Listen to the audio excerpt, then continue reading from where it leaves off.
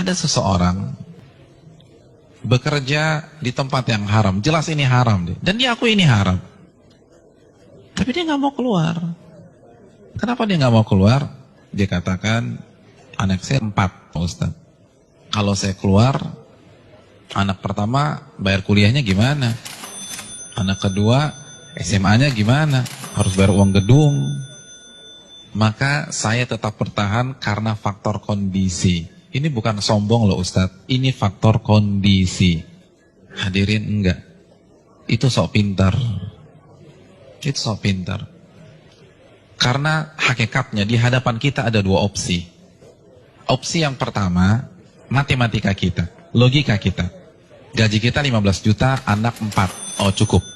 Tapi begitu saya resign, maka bulan depan 15 juta itu hilang. Maka nggak mungkin mencukupi 4 orang anak. Itu matematika kita.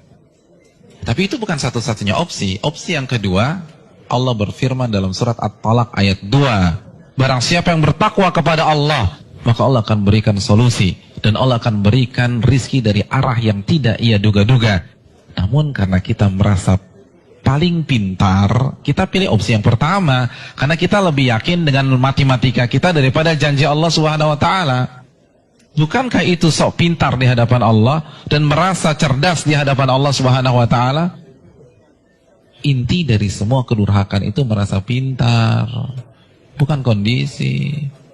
Merasa diri besar, merasa diri kuat menahan azab Allah pada hari kiamat.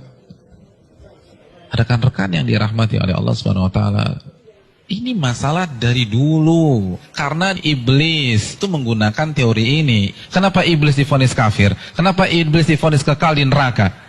Karena ketika dia disuruh sujud, dia katakan apa? Enggak, ana khairun minhu, aku lebih baik daripada Adam. Engkau ciptakan aku dari api dan engkau ciptakan dia dari tanah.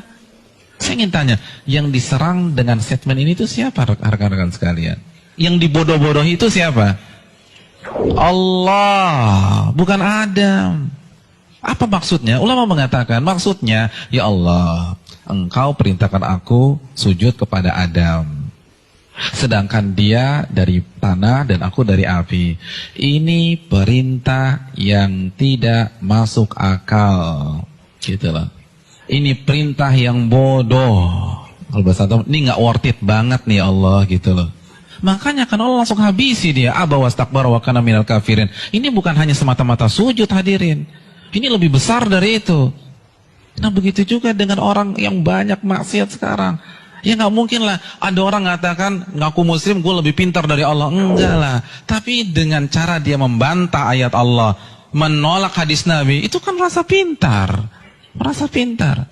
Akhirnya dijawab.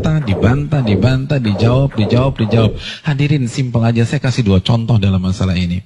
Asy-Syu'ara ayat 61 ini jelas. Ketika Allah perintahkan Nabi Musa untuk lari, untuk keluar dari Mesir. Lalu apa yang terjadi?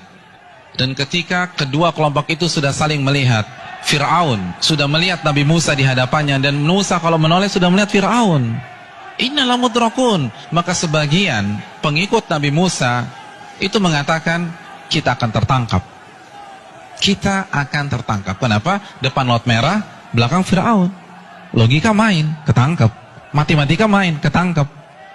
Lalu apa kata Nabi Musa? Qala kalla, bukan begitu.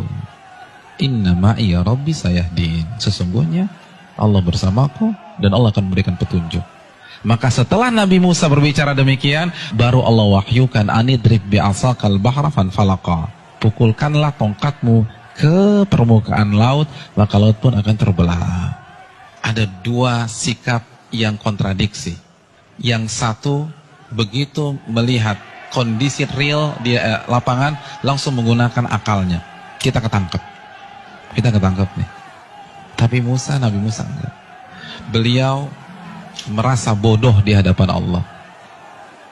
Maka beliau tidak menggunakan pemikirannya, tidak menggunakan logikanya, tidak menggunakan matematikanya. Nabi Musa lebih percaya dengan janji Allah, in tansurullah yansurkum. Jika kalian menolong agama Allah, Allah akan tolong kalian. Orang nggak akan bisa seperti ini kalau dia nggak merasa bodoh di hadapan Allah. Hadirin, saya ingin bertanya, Pengikut Nabi Musa itu siapa sih? Bani Israel. Bani Israel itu bodoh atau pintar? Pintar. Dan Nabi Musa adalah anak bangsa Bani Israel yang tercerdas pada saat itu. Yang satu merasa bodoh, yang satu merasa pintar. Dan yang benar adalah yang merasa bodoh di hadapan Allah. Ternyata seluruh analisa, prediksi yang diucapkan oleh seluruh orang-orang yang mengatakan kita akan ketangkap salah semua. Bukankah itu pelajaran bagi kita? Bukan berarti kita nggak boleh menggunakan akal sehat, enggak.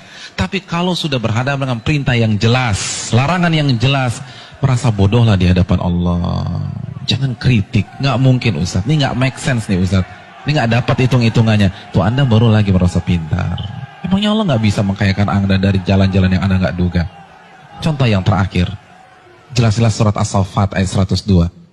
Perintah jelas. Allah perintahkan Nabi Ibrahim untuk menyembelih putranya. Lalu Nabi Ibrahim lakukan hal tersebut. Kita sudah bahas. Hadirin yang dirahmati oleh Allah Subhanahu wa taala. Nabi Ibrahim kenapa tetap menyembelih putranya?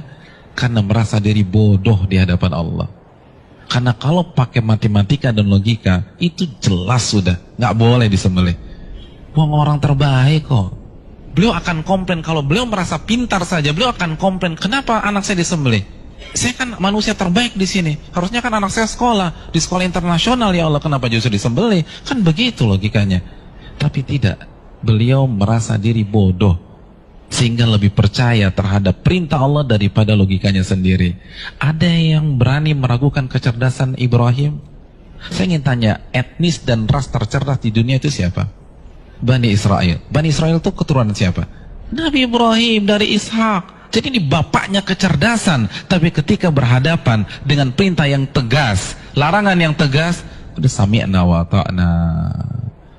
Lalu kita yang gak cerdas-cerdas begini, berani debat Allah, berani mengatakan ini nggak benar, ini keliru, hitungan saya nggak dapat. Kalau begitu kita makan apa? Allahu Akbar.